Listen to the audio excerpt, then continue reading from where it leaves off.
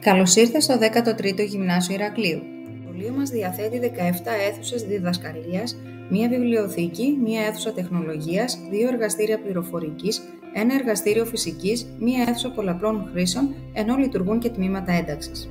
Για την πρωινή προσέλευση όλοι οι μαθητές προσέρχονται στο σχολείο πριν από τις 8 και 4. Απαιτείται προσοχή και ησυχία για να ακουστούν η προσευχή και οι απαραίτητες πρωινές ανακοινώσεις. Μετά τις 8 και 4 η εξώπορτα κλειδώνει.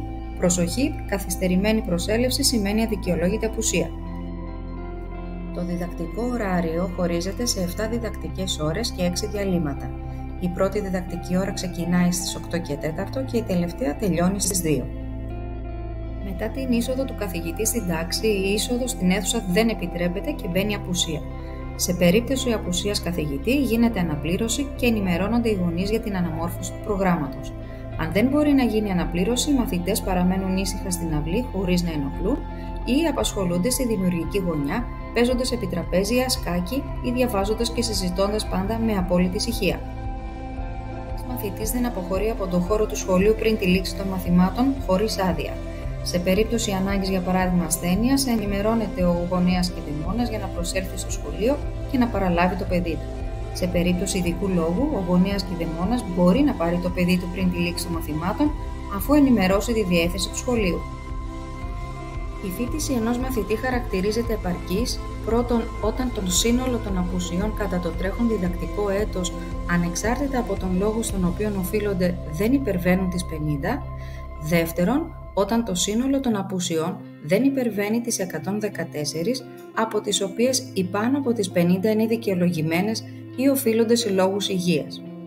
Η φοιτηση χαρακτηρίζεται ανεπαρκής όταν ένας μαθητής έχει σημειώσει πάνω από 50 αδικαιολόγητες απουσίες ή πάνω από 114, εκ των οποίων οι 64 είναι δικαιολογημένες.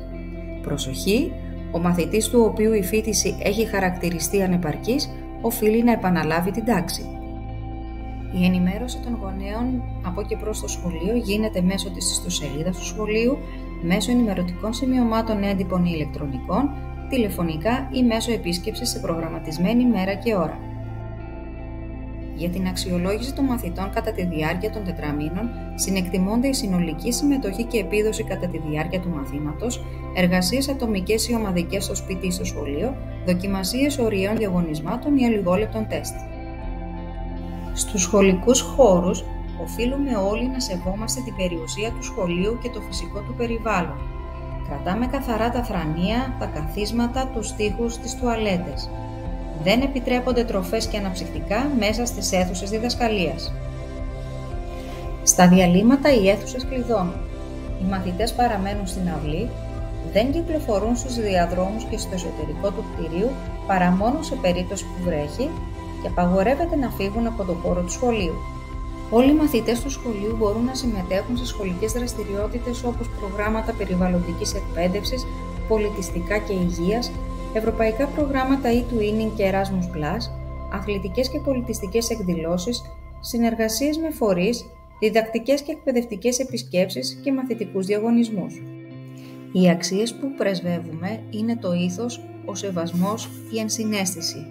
Απαγορεύεται κάθε είδος βίας λεκτικής, ψυχολογικής, σωματικής. Λύνουμε τις διαφωνίες μας με διάλογο και συζήτηση. Σε περίπτωση προβλήματος, οι μαθητές μπορούν να συμβουλευτούν τη σχολική ψυχολόγο ή την κοινωνική λειτουργό, τον σύμβουλο σχολικής ζωής, τον υπεύθυνο του τμήματος, τη διευθύντρια ή τους υποδιευθυντές. Οι γονείς μπορούν να απευθύνονται και στο Σύλλογο Γονέων και Κηδεμόνων.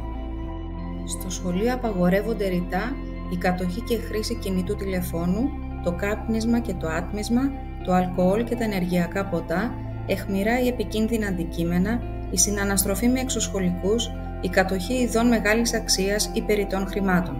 Σύμφωνα με τον νόμο, οι ποινές που προβλέπονται είναι προφορική παρατήρηση, επίπληξη, ωριαία απομάκρυνση, αποβολή έως 3 μέρες, αποβολή έως 5 μέρες, αποκλεισμός από εκδρομές και δραστηριότητες, αλλαγή τμήματος και αλλαγή σχολικού περιβάλλοντος. Περισσότερες λεπτομέρειες σχετικά με τον εσωτερικό κανονισμό λειτουργίας του σχολείου θα βρείτε στην ιστοσελίδα μας 13gympavlaira.school.gr. Καλή και δημιουργική σχολική χρονιά!